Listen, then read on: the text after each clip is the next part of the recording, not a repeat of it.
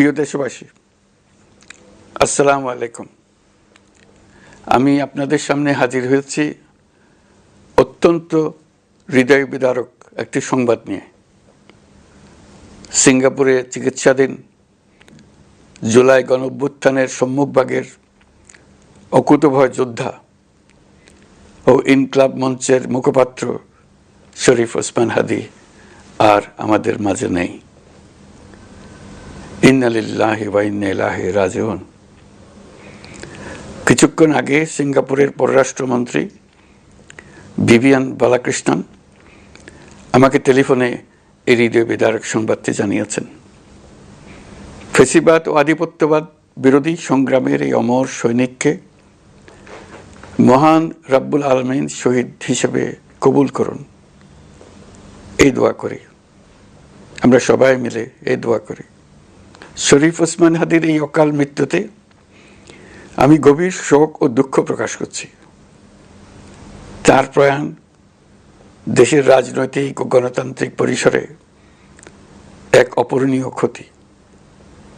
আমি তার রুহের মাগফিরাত কামনা করছি এবং শোক সন্তপ্ত স্ত্রী, পরিবারের সদস্যবৃন্দ, স্বজন ও সহকর্মীদের প্রতি গভীর সমবেদনা জানাচ্ছি। শহীদ ওসমান হাদীর স্ত্রী ও একমাত্র সন্তানের দায়িত্ব সরকার গ্রহণ করবে। শহীদ শরীফ ওসমান হাদীর অকাল মৃত্যুতে আগামী শনিবার একদিনের রাষ্ট্রীয় শোক ঘোষণা করছি। এই উপলক্ষে শনিবার দেশের সব সরকারি, আধা সরকারি, স্বায়ত্তশাসিত প্রতিষ্ঠান, শিক্ষা প্রতিষ্ঠান সহ সরকারি বেসরকারি ভবন এবং বিদেশে বাংলাদেশ মিশনগুলোতে জাতীয় পতাকা অর্ধনমিত থাকবে। একই সাথে আগামীকাল শুক্রবার বাদ জুমা দেশের প্রতিটি মসজিদে শহীদ ওসমান হাদীর রুহের মাগফিরাত কামনায় বিশেষ দোয়া ও মোনাজাতের আয়োজন করা হবে। আপনারা তাতে শরীক হন। অন্যান্য ধর্মের উপাসনালয়গুলোতেও আয়োজন হবে বিশেষ প্রার্থনার। আমি বিশেষ কৃতজ্ঞতা জানাই সিঙ্গাপুর সরকারের প্রতি। তারা হাদীর চিকিৎসায় অত্যন্ত আন্তরিকতা ও পেশাদারিত্ব দেখিয়েছেন। বিশেষ করে সিঙ্গাপুরের পররাষ্ট্রমন্ত্রী ভিভিয়ান বালাকৃষ্ণন, যিনি একই সঙ্গে একজন বিশিষ্ট চিকিৎসক, তার প্রতিও তিনি নিজে হাদীর পরিচর্যা করেছেন, আমাকে নিয়মিত চিকিৎসা সম্পর্কে খোঁজখবর দিয়েছেন। এই নৃশংস হত্যাকাণ্ডের সঙ্গে জড়িত সকল অপরাধীকে দ্রুত আইনের আওতায় আনা হবে এবং তাদের বিরুদ্ধে সর্বোচ্চ শাস্তি নিশ্চিত করা হবে। এই বিষয়ে কোনো ধরনের শৈথিল্য দেখানো হবে না। বিপ্লবী রক্তে উজ্জীবিত এই তরুণ নেতা ওসমান হাদী ছিলেন প্রতিবাদের অনন্য প্রতীক।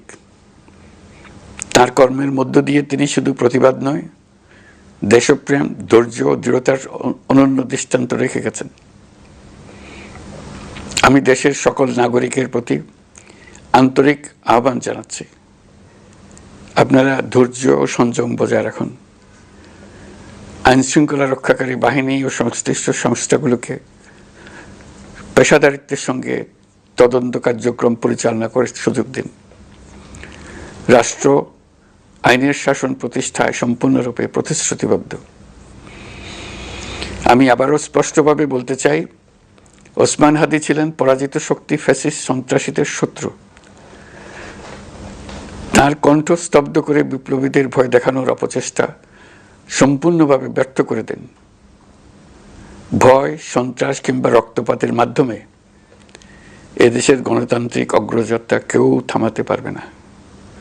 আমরা এখন গণতান্ত্রিক উত্তরণের চূড়ান্ত পর্যায়ে উপনীত হয়েছি। শহীদ হাদী ছিলেন এই প্রক্রিয়ার অবিচ্ছেদ্য অংশ। তার একান্ত ইচ্ছা ছিল আসন্ন নির্বাচনে প্রতিদ্বন্দ্বিতা করে নতুন বাংলাদেশ বিনির্মাণের পরবর্তী ধাপে সক্রিয় ভূমিকা রাখা। অত্যন্ত দুঃখের বিষয়, তার এই মহতী ইচ্ছা অপূর্ণ রয়ে গেল। তার স্বপ্ন বাস্তবায়নের দায় আজ সমগ্র জাতির কাঁধে ন্যস্ত। আগামী দিনগুলোতে আমাদের সবাইকে ধৈর্য সংযম, সাহস ও দূরদর্শিতার সঙ্গে এগিয়ে যেতে হবে, যাতে নির্বাচন ও গণতন্ত্রের শত্রু ফ্যাসিস্ট সন্ত্রাসী অপশক্তিকে চূড়ান্তভাবে পরাজিত করা যায়।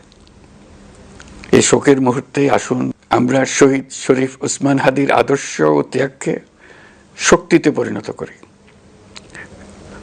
ধৈর্য ধারণ করি, অপপ্রচার ও গুজবে কান না দিই এবং যে কোনো হঠকারী সিদ্ধান্ত থেকে বিরত থাকে। যারা দেশকে অস্থিতিশীল করতে চান তাদের ফাঁদে পা না দিয়ে আসুন আমরা সবাই ঐক্যবদ্ধভাবে গণতন্ত্র, ন্যায় বিচার ও গণমানুষের অধিকার প্রতিষ্ঠার পথে অবিচল পদক্ষেপে এগিয়ে যাই। এটাই হবে শহীদ হাদির প্রতি আমাদের প্রকৃত শ্রদ্ধা। আল্লাহ হাফেজ।